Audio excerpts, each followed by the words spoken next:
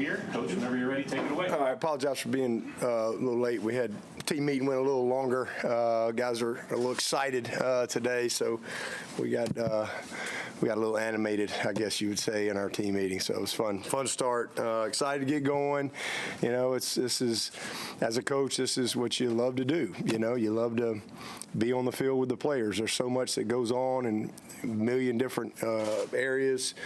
You know, this is ultimately why you coach. You get to be with the players, you get to get on the field, and more importantly, you get to, you know, build a team. And even though we all have the same, you know, wear the same color jersey, and you got the paw and all that stuff, it still doesn't make you a team.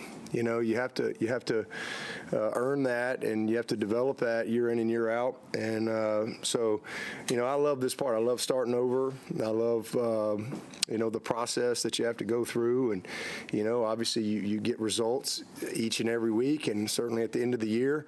And then you go and you process that and you study that to the nth degree. And that's certainly what we've done this year, no different than any other year. And we did a lot of good things last year, and we did some things that just, you know, really frustrating, you know, that really limited, you know, a couple more opportunities for us. So, you know, we spent a lot of time on what we call our quality control and our, you know, just really studying the good, the bad, the ugly of everything, and then how do we get better? You know, is it personnel? Is it scheme? Is it coaching? You know, whatever, talent. You know, are we not teaching it the right way? You know, what is it? And then you attack those things. And even though you know, you've got this information, it's still a new team. You're not automatically, you don't get to carry touchdowns over, right, from last year. And you don't automatically, just because you were 8th in the country in defense last year, I don't mean you'd automatically get to start, okay, we were a great pass defense last year. All right, and so you can't neglect that. All right, we got to create consistency in that. But, okay, as we study our defense, we were really, really good defensively. But we weren't the type of scoring defense where we were like 32nd in scoring defense. Now, why is that? Well, number one, our offense scored a lot of points for the other team. All right, that's a problem. Okay, you know, when you're down 14-0 and you've given up -5 yards, that's a problem. That's going to affect your scoring defense, for example. But then also, okay, you're 8th in the country in defense. But then you look and you say, man, we were really bad in red zone defense. Now, first of all, not many people got to the red zone. Very few people even could get there. But when they did get there, they scored touchdowns. So why is that? How do we attack that? How do we improve from that? What do we learn from that? And then the other thing is, when they did get to the red zone, it wasn't from a drive. It was from some type of explosive play. And then flip side offensively, you look at it and you go, okay, man, daggone. We were about as good as we've been, some of the best teams we've had, 15th in the country in first downs. But yet how come your scoring offense isn't what it needs to be? Well, you look at your red zone scoring. Well, we're 100 and, I mean, we're near the bottom. Well, why is that? Well, because we about led the nation in turnovers, in particular fumbles, right? So, and not only turnovers, where the turnovers happened. They didn't just happen, you know, backed up on the -3 yard line or the +3 yard line or whatever. All, you know, they happen in the red zone going in to score, and next thing you know, that impacts you. We needed 5 more points a game to be a top 24 scoring offense in the country. 5 points. 5 points. And so there's so much good, and when you really, really look at it from the lens that we look at it and the totality of it, man, we did a lot of good things. But the bottom line is we everything for us offensively from 2023 goes back to turnovers. Everything. It's all about the ball. And we did a really, really poor job of that. And too many sacks, too many TFLs. Those are things that we got to correct. Quarterback's got to take a next step. Both sides of the ball, we got to get better situational awareness-wise. Those are things we need to improve on. Again, red zone scoring. We moved the ball, 15th in the country in first downs. But, you know, you got to finish in the red zone. And it was missed kicks, block kicks, turnovers, fumbles, you name it, all across the board. And that impacts you greatly. And so it's a very small margin for error, and but all things that we can correct for sure. And then another step in our passing game. And, from, I would say, explosive chemistry, if you will. Probably be the word I would say. And some of that is just availability. Some of that is just guys taking the next step, minimizing some of these disaster things that we dealt with. But all in all, it's been a good process to go through it. Special teams, when you look at it, no big shocker. Our biggest issues were field goal. And we've tried to, you had a young guy that wasn't ready, number one, but we've also gone and recruited, and we'll see how that translates. But we feel like we've got an opportunity to get better there. And then the other thing is punt return confidence. You look at Tyler Brown; he averaged almost 15 yards of return, but he lost his confidence, so we had to fire him. And he wasn't ready for that, and it was affecting him in other areas. We lost Antonio Williams; he's out. We lost Cole Turner. He's another punt returner for us. He's out all year. So all of a sudden we kind of lost some confidence in that area. Man, thankful for Hamp Green. He kind of bailed us out and saved us, down the stretch and just possessing the ball, because we ended up muffing 2 kicks. We had 2 turnovers, and those are critical. I mean, that's field position. That affects your scoring. All those things. So a lot of area for improvement. The other thing, special teams, was penalties. Too many penalties that we had. And then, as you saw in the bowl game, we were really fortunate to win that game. We studied it. If you give up a special teams touchdown, you got like a 31% chance to win. So we open up the second half. We got 2 quarters to play. So it probably that 31%. That's probably based on a game, right? So I'd say we probably had about a 15% chance to win at that point. But we won. It's hard to overcome those things. And the biggest thing there, when you look at the kickoff coverage stuff, is we led the nation in kickoff touchbacks. I mean, we were elite, and that's a double-edged sword. Sometimes guys, all of a sudden, they just take it for granted, right? Crying wolf, all right? And then all of a sudden the wolf shows up, and you ain't ready. And, that's kind of the case in that last game. So you got to just create that mindset and that mentality that you got to cover every kick like it's coming out with the right technique, the right speed zone, bully zone, hat and hand, everything, and how you leverage the football. So a lot of stuff that we went through that I feel really good about as a staff and as a team as we go attack 2024. And I love how the guys have worked. They've been a very focused group. Leadership has been good. Guys have been very attentive in our meetings and what we've been trying to do, mat drills, et cetera.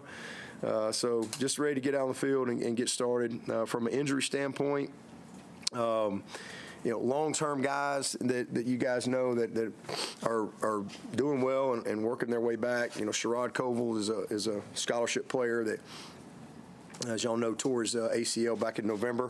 He's doing great. He's doing really, really well. He's, I would say, ahead of schedule is what they tell me. So, he'll be ready to go by the time we get to the season. Jalen Lucas had the right hip surgery in December. He's doing well, but he'll be out in the spring. Walker Parks, another guy that y'all all know, a starter. He's doing really well. Our hope for him is to hopefully get some type of individual start. Maybe it might be the latter part of spring or whatever, but to really get him into some indie type of stuff and get him back, just moving around from that standpoint.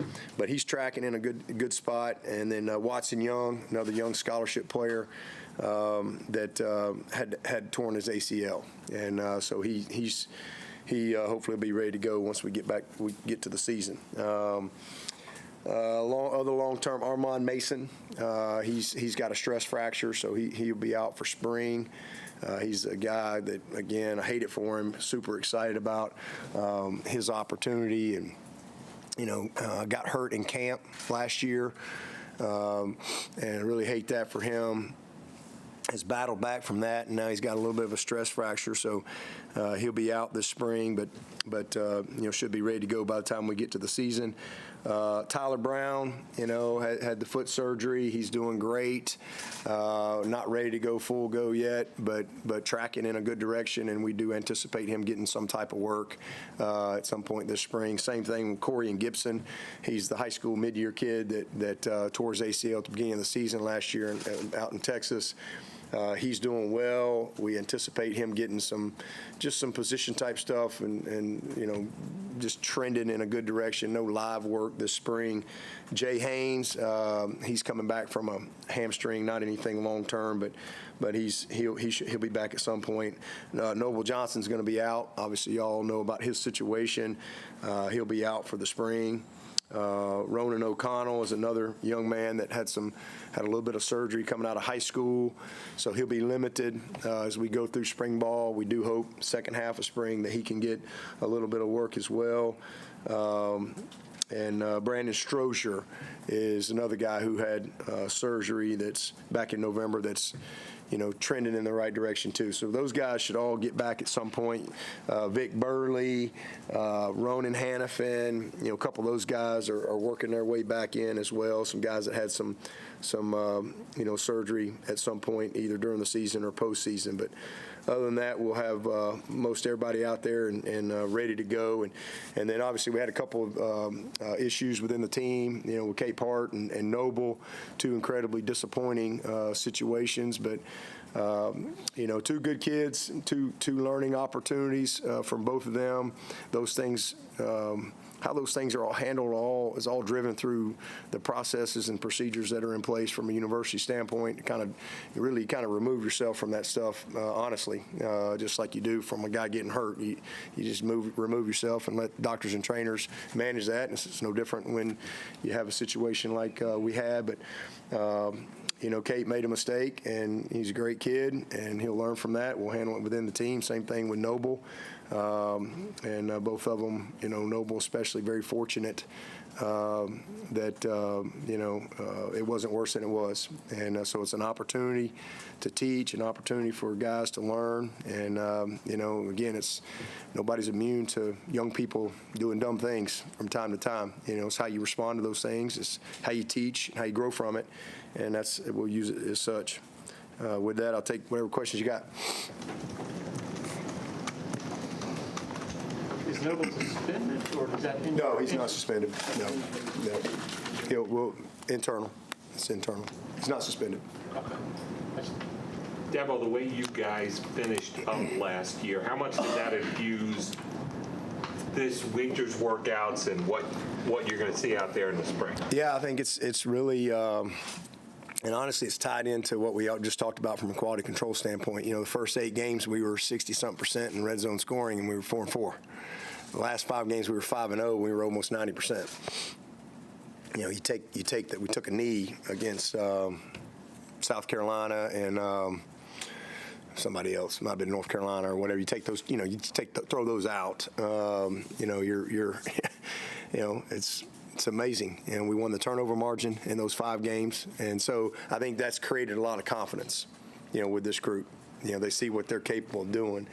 And so it's certainly some wind in their sails and an opportunity to build on it. And I think they've used it that way. I mean, you still got to start over. And but there's good leadership. This is a team that's got good leadership. They're I was just telling Ross coming down here, so it's a very, I've stood in front of a lot of teams. This is a very attentive group. That's a word I would use. They're very attentive. And I like that about them. And I think they're intentional in what they want to do. And if their commitment matches up, then they'll have a chance to be a good team. But we got a lot of work to do, man, a long way to go. And, but I think from how they worked, and it's one of the longer off seasons we've had, too, because we finished a little earlier than we normally do, or certainly the year before. So, I think we're in a good spot, and everybody's just eager to get out there and go. We got 15 days, and the goal this spring is to install what you want to get installed from a schematic standpoint. But it's more how you do it and why you do it as opposed to what we're doing. I mean, that's the big part of spring ball. This is time to experiment. This is when you really, when you look at our breakdowns from last year, it's fundamental stuff. I mean, it's back to the basics. It's fundamentals. It's your eyes. It's technique. So, we'll spend a lot of time this spring kind of trying to really, really reinforce the details of what we do. We'll certainly get all of the installation, but how we do it and why we do it that way. How do you anticipate early enrollees factoring in spring practice? Anybody you're particularly excited to see out there? I'm excited to see all of them, because it's the first time for me to see them. So I wouldn't really want to call anybody out, from a football standpoint. But I can just tell you from what they've done in the weight room and watching them through mat drills, and it's a mentally tough group. I mean, that's one of the things I told the seniors in our senior meeting today is I'm really impressed with this young group. They've got a mentality that's hard to coach. It's hard to teach that. And at the end of the day, to win at the highest level in anything, you got to have a certain mindset.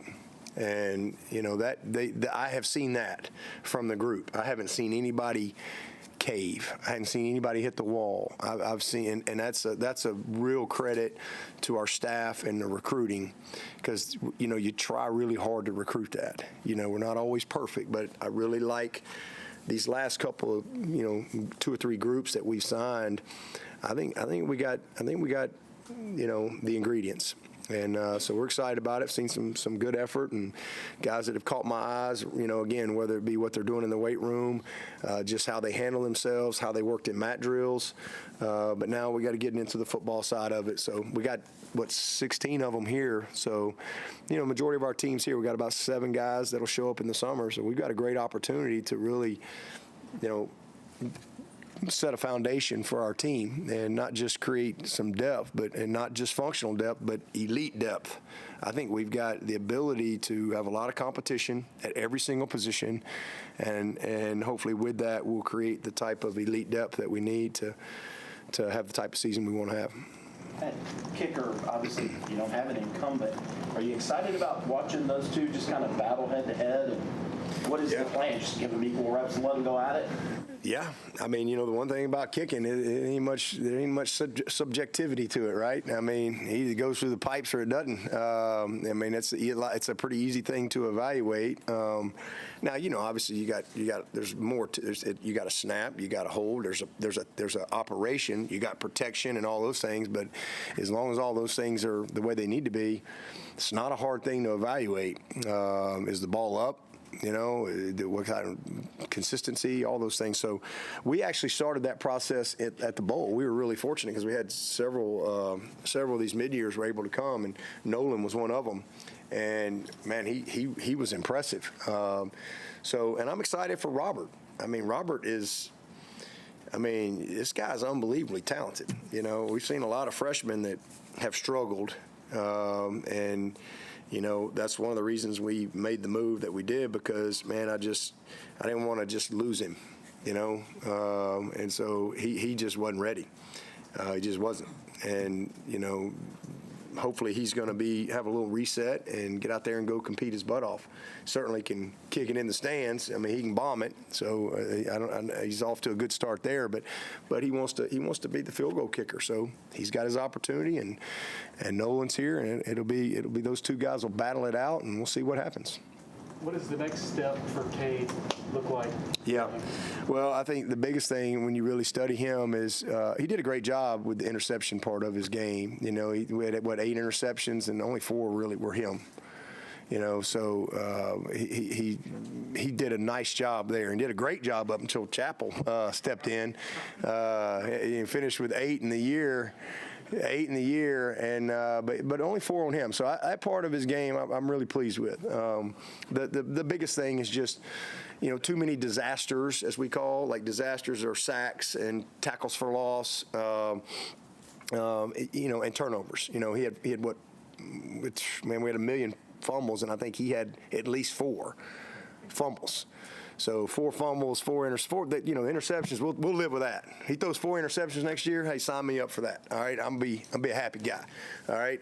So we need to clean up some of the other stuff. But the fumbles, he took of our 29 sacks, I believe is what we ended up with. 8 were on him.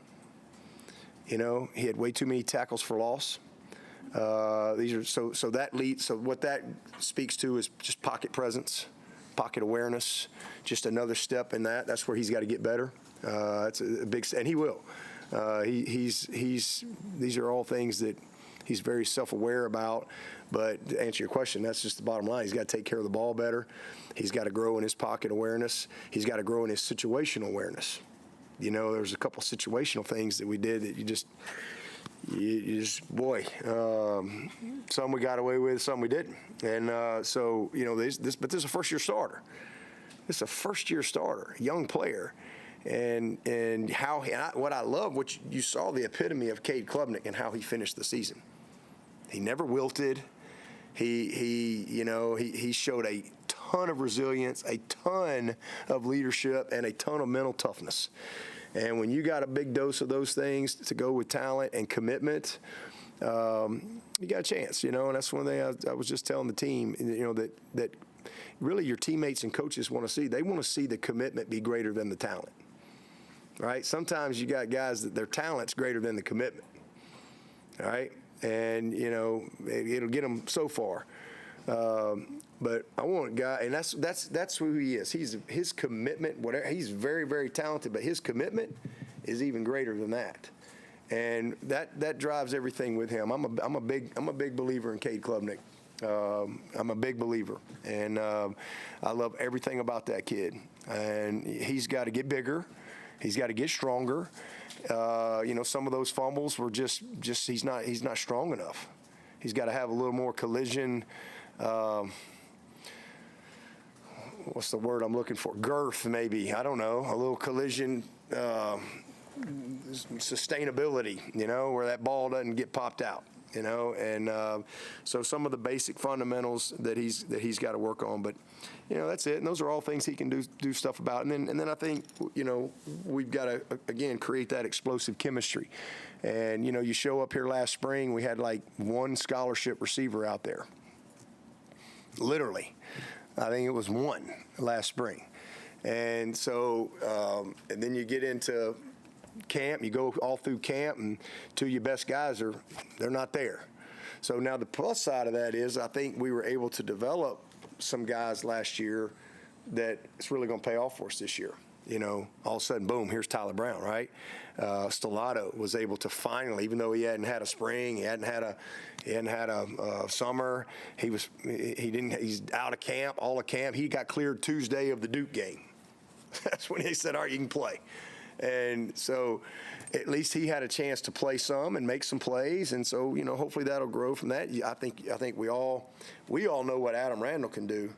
And he's had to battle through some things. And, man, I really saw him kind of gain his confidence and kind of figure out who he is, you know, kind of like you've seen with Maffa. Like Maffa knows who he is now. I think Adam Randall's kind of figured out who he is, and he's got that confidence to go with it. And so I'm excited about it. I really am. But that explosive chemistry that you have to have, and you don't just flip a switch and have that. It takes a million reps. And so the availability of guys, I think, is going to be a real plus. And, you know, everybody's here. We got one more coming this summer, and TJ that we're excited about, getting him here as well. And, you know, love our skill group, love our tight ends. I think Brenny is coming off he's coming off a great year. Brenny's got a chance to leave here with a bunch of records. And, you know, he's shown what he can do. And then we love the depth that we have behind him. So, a lot of things to work on. I mean, you know, from a team standpoint, it's all about center. You know, what we're going to do at center. We're going to have a battle there. It's been a while since we've had 7 offensive linemen back that have started for us and won games for us. It's been a while. So to have, you know, 7 guys that have lined up and won games for us, that's where it starts. And then you got Linthicum in there that's 8. He's going to be a guy that's going to have a chance to go compete to be the starter. And then you throw in a couple of those red shirts and Ian Reed and Big Zach, Big Flapjack. You know, excited about that. Dietrich, can Matt get him to take? Can we get him? You know, if we could just ever get that kid to get his commitment greater than the talent. That's kind of his talent is greater than the commitment. That's kind of where it's been with him. And if we can get that changed, then that kid can help us. And then you got, you know, a couple of these young guys, and Elijah Thurman that's here right now, who's really flashed, and you see his athleticism. Mason Wade, same thing. You know, so we got some pieces that we really like. And so it'll be all about center and the competition there. And then we know what Brenny can do. How does that other group emerge? We know what Maffa can do. All right, let's see, man. Let's see Jarvis and Jay and Adams and Easy Yomame. Let's see what all them guys can do this spring. It's gonna be fun. I was going to ask about the center. Who are the other guys that you're going to see besides Ryan competing there? Yeah, you'll see Ryan and Harris and Trent will primarily compete right out of the gate. We'll see how it all shakes out. Elijah Thurman is a guy that, obviously Watson Young we think has really good and long-term potential as a center for us, but he's out. So we'll get him back at some point. But Elijah Thurman, those of you who followed him a little bit in recruiting, this kid. He played left tackle. I mean, he's a little bigger than J Mack, and he's got that type of athleticism and strength that can play left tackle. But he's powerful to play guard. But he's also played center. Like you have verifiable film, and so he's kind of a wild card in there. We'll see how it all plays out, but I think that's where it'll start for sure. Ryan and Trent and Harris they'll all get opportunities to compete, and we'll go from there. I guess in defensive end, we know TJ Parker obviously coming back, but who are some of the other guys you hope emerge at that spot? Yeah, well, we're really fortunate. We're really blessed with some guys that have a lot of experience, and so Peter Woods is the guy that gives us he's kind of the wild card, if you will. He gives us a lot of flexibility. So, you'll see Peter and TJ out there at end, kind of starting out. And because we feel great about our interior guys in Peyton Page. Peyton's at a funeral. Y'all won't see him today, by the way. His grandfather passed away. Eric's dad, his dad's dad. So he's gone for that for through the weekend. But Peyton Page, Trey Williams, K Part, Steph Island. We got a couple of young ones coming in here that we're really excited about. We got a deep group right there, and so we're actually taking Peter and Caden Story, are two guys that we've moved in, and Peter will continue to play both, especially in like pass situations and things like that, and you'll see that through the rest of his career. He'll be a guy that will be dynamic and move him around, but that's where it starts. Really excited about Hoffler. AJ Hoffler. I mean, he really developed last year, and he's a natural pass rusher and still kind of putting some of the other stuff together. Jaheim Lawson. We got I told you about Armand. He's out. I'm really disappointed in that because Armand can help us. He would have helped us this year. So, hey, we don't have him. So we've got a little group. We got a couple of young guys in here. Kasai's here. We'll see what he's doing. Darian will be here this summer. He's one of the guys that isn't here yet. Obviously Denhoff. This kid's played a ton of football for us and got a lot of experience this year. I think Rump's gonna be great for those guys. It's already been a really good transition there, and then we'll see if Zaire can take a step or not. But we like the group, especially with the addition. We felt like in our recruiting, we addressed our recruiting within our room. And there was nobody out there that we felt like could come in here and beat out Peter Woods. So we roll with what we got. And I do think Caden Story is a guy that will probably be an intriguing guy as we go through the spring. He looks great. He's athletic. He's about 260. And he's got his body in a good spot. So I'm excited about the group. How does Peter, obviously the last time we kind of saw this was with Christian. How does his situation kind of, is it similar to what Christian? How are they similar or how are they different? Similar in that they're both dynamic, but Peter's fast. He might be the fastest D lineman we have. I mean, not that Christian's slow, God forbid. Christian, you're fast. He watches this. I'll be getting a text message from him, but Peter can fly. I mean, he's freaky. He's stronger. He's just he's a freaky dude, man. I mean, he can play anywhere, and he could play in at 290 and play it as fast as you need him to play it. That guy's a football player, man. He could probably play Mike Backer for us.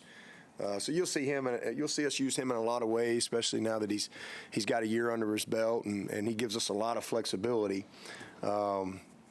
Obviously, T.J. Parker, what he did last year was pretty special for a freshman, and but he's just an incredibly gifted, fast, explosive, strong, powerful football player, and really understands the game. Played at the highest level, 7A. Played in 5 state championships in a row. I mean, the kid's he's a winner. He's a grinder. He's got the mindset that you want. So all those things bode well for us. After the latest round of off-season developments with college sports, where's your head today about where it's going to be in a couple, 3, 4 more years with, National Labor Relations Board giving a basketball program the right to unionize, more talk of pure pay for play, NIL actually fading away with the athletes becoming employees of the schools, et cetera? I'm voting you for commissioner because you're going to figure it all out for sure. I haven't figured it out. I'm wondering what you're thinking. Yeah, well, I'm just worried about practice today. That's what I'm thinking. I'm focused on what I control, and that is, my effort, enthusiasm, and attitude to go coach and teach and lead today and inspire and motivate. That's what my focus is. All the rest of that stuff, nothing's changed for me. I mean, it's. There'll be more dominoes coming. What that looks like, I don't know. But for me, man, I'm still about leading these guys and trying to graduate these players, trying to develop them as men. Trying to make sure they have a good experience and trying to help them win a championship. And that's never going to change for me. Do you have a strong opinion on what they do with the early signing or with the signing periods? Yeah, there was a lot of talk. We had a lot of conversation about that at the coaches convention, and I actually spoke on that some in our kind of private meetings there. But I didn't really care. I just wanted to move it up anywhere.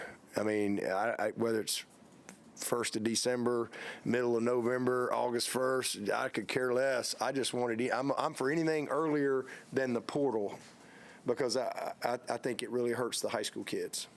I really do. And so I think it gives the high school an opportunity for those kids to be signed before the portal opens. I think it's a positive. I don't know, has that happened yet? I know there's been some talk about it, but hopefully that'll happen. Yeah, all those conversations come up, though, and I know for me personally, the last couple of weeks, from friends to coworkers to complete strangers, they've said they should move the signing period up. And I go, who said that last year? Dabo Swinney. He's been saying that. And you get a lot of flack for the comments that you make. They get taken out of context, spread nationally from what you say in some of these press conferences. How much of that, though, is conversations that you were having with coaches, and you're just the one who's willing to say it in front of a microphone? Yeah, actually, if you could probably go back about 7 years before we ever even had an early signing period, I was beating that horse and talking about, I presented it at our FCA coaches meetings. I presented it to the ACC, and didn't get much traction. I talked about why we needed an early signing period, et cetera, et cetera. And, I'm not looking for any credit for any of that stuff. I'm just glad it happened. But as far as all the national stuff, I don't know. I mean more of how much of that is you've been thinking on this and feeling this in your heart, and how much of it is you and other coaches that this is a narrative that we just don't hear from other people, but it's conversations you guys as coaches have been having and fighting for behind the scenes. Oh my gosh. Honestly, we're one of the few professions where I think the experts in the profession don't have any say. I don't know if that makes sense. If you get a toothache, you go to the dentist, right, and you open your mouth, and if he says, "Dang, you got a root canal and you need it right now," well, what are you gonna do, Cornblute? You go a drill, baby. All right, you just what? Fix it, right? You don't know, right? This is what they do, and we're the patient walking in there. Okay, if you go see the doctor, and then all of a sudden he goes, "Man, golly, we got to put a stent in you right now." like you just kind of trust the experts and what they do, and it's a really interesting phenomenon. I mean, honestly, because I've been in college football since 1988. I mean, I've done it all. I've walked on. I've been a scholarship player. I've been a coach, GA, a coach. I've been a head coach. I've been with 18 to 23-year-olds for 30 years. I've been one. I've raised 3 of them, and I've lived with them for 30 years. I've been doing life with this age group. I've got a lot of knowledge. You know, I got a PhD in 18 to 23-year-olds. I do. But I got no say, you know, and we really don't. Coaches really have we have very little input. I mean, we get to talk a lot, and we get to these, that's why I hate going to these meetings. I said this at the AFCA this year. I said, I don't even know why I come. I'm here because none of y'all going to talk bad about me, but hardly anybody goes. I think there was 1 SEC coach there, maybe 2 Big Ten, and hardly anybody there. I don't know, 133 Division I coaches, and we probably had 50 coaches. And I said that. I said, this is sad. But in their defense, they know it's a waste of time because we sit in there and we moan and groan and we solve all the problems, but we have no authority. You know, and it's not that people have bad intentions. They really don't. I mean, the people that are making all these decisions and creating laws, they don't have bad intentions. They're just not equipped to understand the consequences of decisions they make. They're just not. And so to answer your question, yes, 5 years ago, we sat in as coaches and not just the ACC, but the leagues, and we talk as coaches, and we go, man, this is a problem. Here's what's going to happen. We're going to have tampering. We're going to have, and it's like this plays out like just it's the way you wrote it. But you know, all you can do is just voice your opinion. We don't have any. We really don't. I mean, so you get criticized a lot for. Speaking what you think is your truth and speaking what you think is you know, I mean, it's what you've been equipped. It's what you've learned.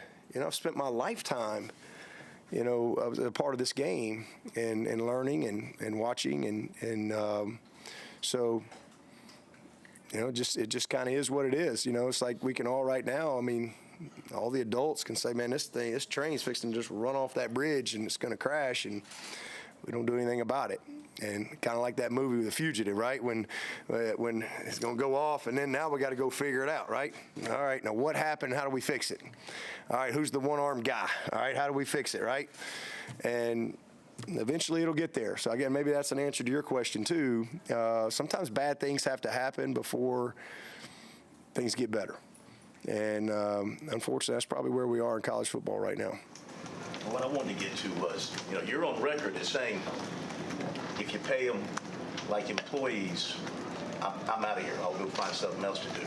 Yeah, I've always said I'm against the professionalization of college athletics. Well, we'll see. I think the best thing for coaches in the kind of the world we're in right now is for them to be employees. The worst thing is for them to be employees. That's not a world that we want for 18-year-olds. I think we've lost our way, and we need to. We have to. I don't care what it looks. I'm all for the NIL. I think NIL is awesome. I really am. I'm all for enhancing the scholarship however we want, but I also understand the reality that 98% of these kids aren't going to play in the NFL. We need to educate our young people in this society. Nobody talks about the value of an education anymore. It's $125,000 to $145,000 a year for every kid that comes to Clemson, every single year, football player. And that's $30,000 to $45,000 in cash in hand and everything that goes in between it. And that's not even counting the NIL. So we've created great opportunity, and we should create more. I just want to see us incentivize education. I want to see us, I mean, there's so many things we could do. We could create 401ks, you know, like the real world, right? If you take your money out early, there's a penalty. You know, but these are 18-year-old kids leaving home for the first time in their life. And, you know, we're sometimes setting them up for failure.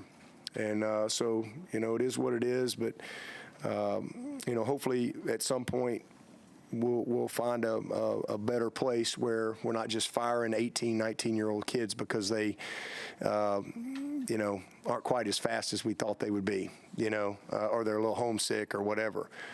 So, you know, it's just there's a lot that'll come down the pipe, down the road, and you know, but I love what I do. I love the challenge of it. I love the challenge of putting team together, and just focusing on my guys, focusing on helping fulfill the purpose of this program, and really the purpose of my life. Which is to glorify God, to be a great husband and father, and to use this platform of education and football to build great men. That's my purpose. That's what I do. That's what I wake up and do. That's what drives me. Now the rest of it drives me. That's what's always driven me. And none of that has changed. And I think there's a lot of great things that will eventually come about, but there'll probably be some bad things happen along the way that we'll all learn from, and somewhere along the line, somebody will say, you know what, we got to be a little smarter in this area. Got about 3 or 4 more minutes. How important is it that you get some competition at quarterback, and how realistic is that during this course of spring practice? Yeah, well, we'll see. I'm excited about CV. We signed him with the intention to redshirt him. That was part of what we sold him in the recruiting process. Hey, we're going to redshirt you. Cade's going to be a junior. You'll be a redshirt freshman. He was only 17 years old, so he kind of bought into that plan, and then. He got some reps, you rep, but you get into camp, we were going to rep 3 quarterbacks. You got Cade, you got Helms, you got Paul, you're trying to get ready to play. And so he didn't get a lot of reps. He got mostly mental reps. That's why I was really excited about what I was able to see in December. I was able to see him really show some development. And so this is a big spring. So, yeah, I'd love to see some competition. Absolutely. You want to see everybody go out there and compete.